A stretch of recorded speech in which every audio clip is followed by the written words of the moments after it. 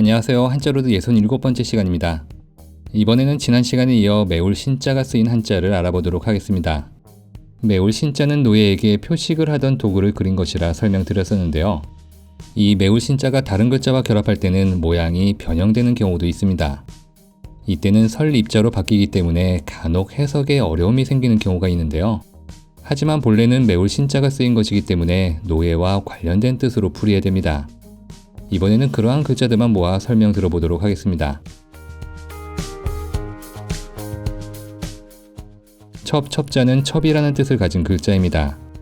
첩자는 설립자와 여자 여자가 결합된 모습이지만 여기에 쓰인 설립자는 매울 신자가 쓰인 것입니다.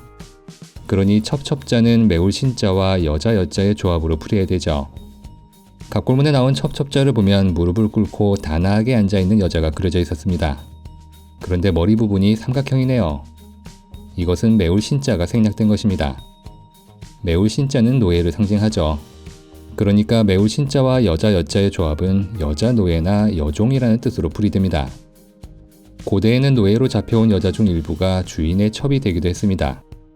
그래서 본래 여종을 뜻했던 이 글자는 후에 첩이라는 뜻을 갖게 되었죠.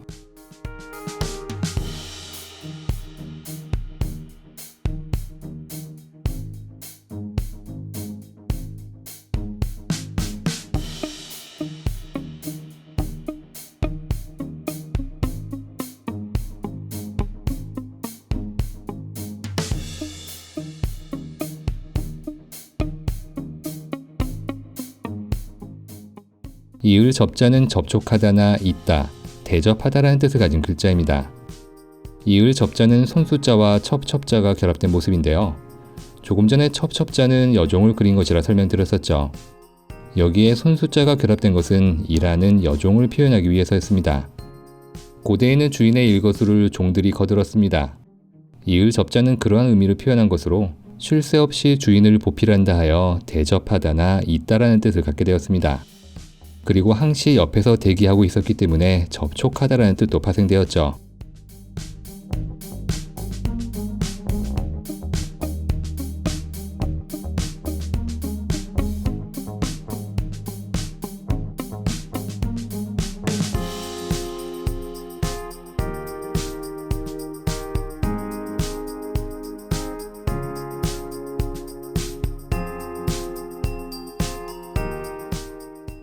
글 장자는 글이나 문장, 색이다라는 뜻을 가진 글자입니다. 지금의 글 장자는 설립자와 아침 조자가 결합된 형태이지만 근문을 보면 매울 신자와 밭전자가 결합된 모습이었음을 알 수 있습니다. 하지만 여기에 쓰인 밭전자는 단순히 모양자로 응용된 것이니 뜻과는 아무 관계가 없습니다.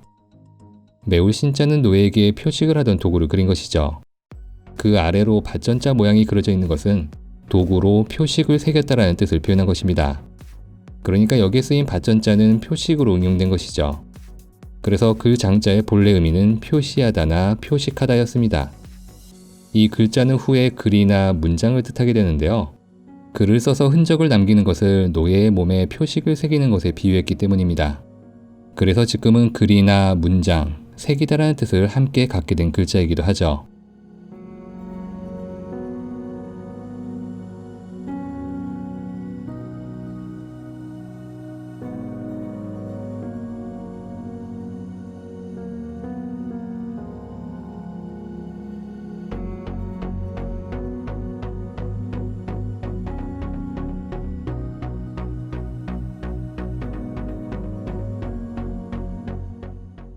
마침내 경자는 다하다나 끝냈다, 마침내라는 뜻을 가진 글자입니다.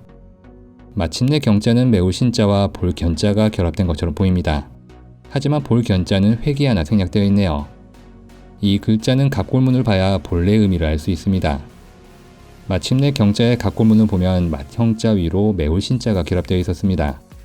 맏형자는 입을 벌린 사람을 그린 것인데요. 여기에 매울 신자가 결합된 것은 몸에 문신이 새겨지는 고통을 표현하기 위해서였습니다. 그러니까 마침내 경자는 노예의 몸에 문신을 새기는 모습을 표현한 것이죠. 마침내 경자는 이러한 모습을 통해 문신을 새기는 일을 끝냈다라는 뜻을 표현한 글자입니다. 그래서 다하다나 끝냈다라는 뜻을 갖게 되었죠. 그리고 맏형자는 조금씩 변형되면서 지금의 형태를 갖추게 되었습니다.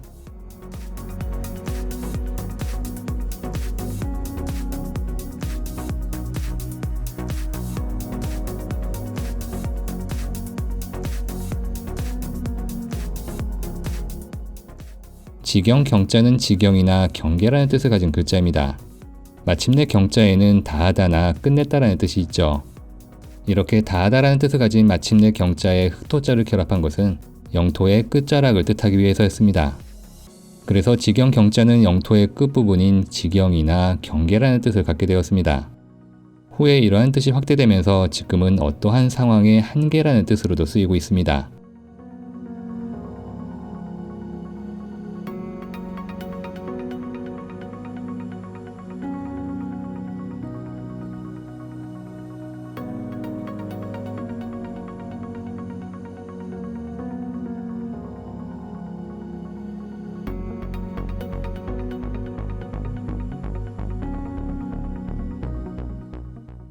아이 동자는 아이나 노복이라는 뜻을 가진 글자입니다. 아이 동자는 설립자와 마을 리자가 결합된 모습이지만 여기에 쓰인 설립자는 매울 신자가 변형된 것이고 마을 리자는 동력 동자와 눈목자가 변형된 것입니다. 참고로 동력 동자는 발음 역할로 쓰였습니다. 각골문에 나온 아이 동자를 보면 눈이 크게 그려진 사람 위로 매울 신자가 쓰여 있었습니다. 이것은 사람의 눈을 찌르는 모습을 표현한 것입니다. 고대 중국의 일부 지역에서는 잡아온 포로의 한쪽 눈을 멀게 했다라고 합니다. 한쪽 눈을 멀게 해서 저항하지 못하도록 한 것이죠. 아이 동자는 그러한 모습을 표현한 것으로 본래 의미는 노예였습니다. 아이 동자에 아직도 종이나 노복이라는 뜻이 남아있는 것도 이 때문이죠. 물론 이 글자는 후에 아이라는 뜻으로 가짜되면서 본래 의미는 더 이상 쓰이지 않고 있습니다.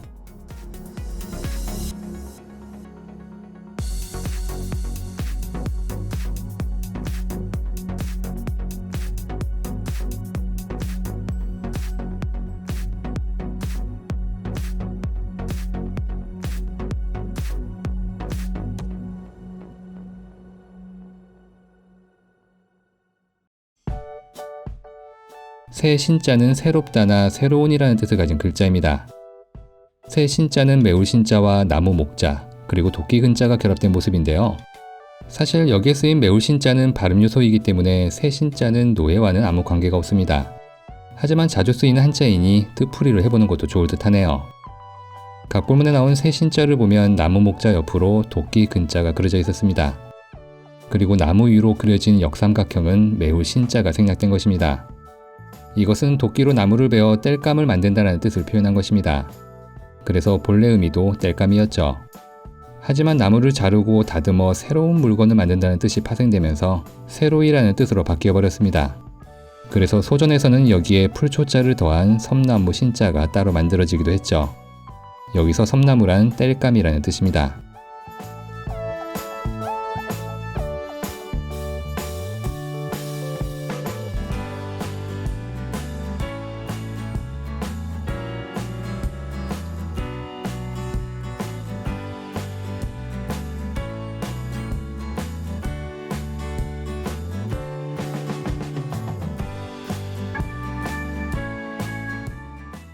다툴 경자는 겨루다나 다투다라는 뜻을 가진 글자입니다.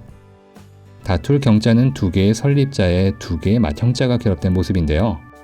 하지만 각골문에서는 두 사람 머리 위로 매울 신자가 그려져 있었습니다. 이것은 노예 둘이 맞겨루기 하는 모습을 표현한 것입니다. 고대 로마에서는 검투사들이 목숨을 걸고 싸움을 벌였었는데요. 당시 검투사들의 신부는 노예나 범죄자였습니다. 다툴 경자에 노예를 뜻하는 매울 신자가 쓰인 것은 그러한 의미를 표현한 것이라 할 수 있습니다. 그러니까 다툴 경자는 노예들이 싸움하는 모습으로 다투다나 겨루다라는 뜻을 표현한 글자죠.